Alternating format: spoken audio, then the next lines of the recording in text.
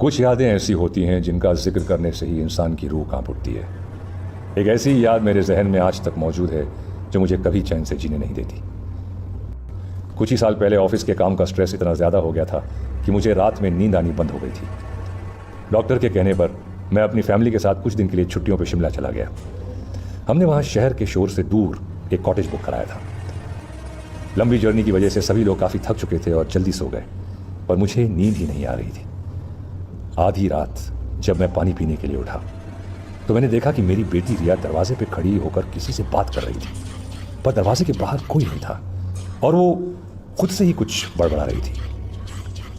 मैं ये देखकर थोड़ा घबरा गया और फौरन हॉल की लाइट ऑन की, पर वहाँ कोई नहीं था, रिया भी नहीं। मैंने उसके कमरे में जाके देखा तो वो बहुत इत्मीनान से सो रही थी, पर जब मेरी नज़र खिड़की की ओर गई तो ऐसा लगा कि कोई लड़की मुझे घूर के देख रही है।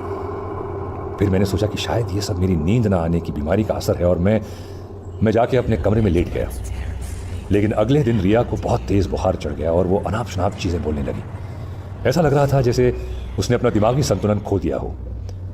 मैंने अपनी ज़िंदगी में कभी ऐसी घबराहट महसूस नहीं करी थी जैसे तब कर रहा था। उसे संभाल पाना मुश्किल हो रहा था तो हमने उसे बेड से बांध दिया और नींद का इंजेक्शन देके शांत कराया। मैं रिया के पास ही बैठा था जब मेरी नज़र खिड़की के बाहर खड़ी एक लड़की पर पड़ी। कल रात की तरह वो मुझे ही घूरे जा रही थी। मैंने पास जाके खिड़की खोली तो वहाँ कोई भी नहीं था, पर फिर जैसे ही मैं पलटा मेरी बेटी रिया हवा में लटकी हुई मुझे देख के हंस रही थी। पहली बार मुझे अपनी बेटी को देख के डर लगा। समझ ही नहीं आया कि ये सब हो क्या रहा है। मैं डर के मारे चिल्ला उठा, रिया बेटा क्या हुआ तुम्हें? रिया क्या हो रहा है तुम्हें? मेरी चीख सुन के मेरी पत्नी, मेरा बेटा और कॉटेज का केयरटेकर कमरे के अंदर आए। उनके अंदर घुसते ही रिया और गुस्से में आ गई।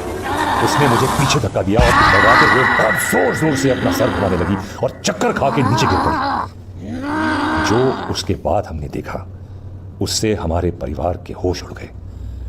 रिया की सांसें रुक चुकी थीं, गर्दन टेढ़ी थी और शरीर एकदम ठंडा पड़ गया था। वो इस दुनिया को छोड़ के, हम सबको छोड़ के जा चुकी थी। वो केयरटेकर ये सब देखकर उस रात पता नहीं कहाँ गायब हो गया।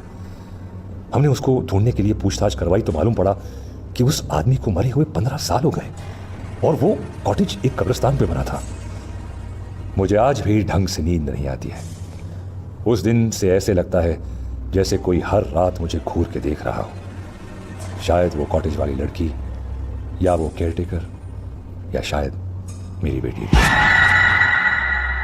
Subscribe for more horror stories.